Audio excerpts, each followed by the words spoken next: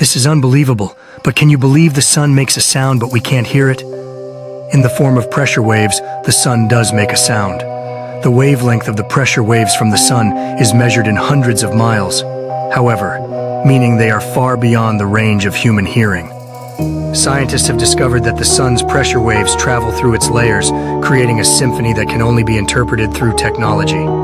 These waves are so long that they elude the human ear, yet they form a continuous melody of activity within our star.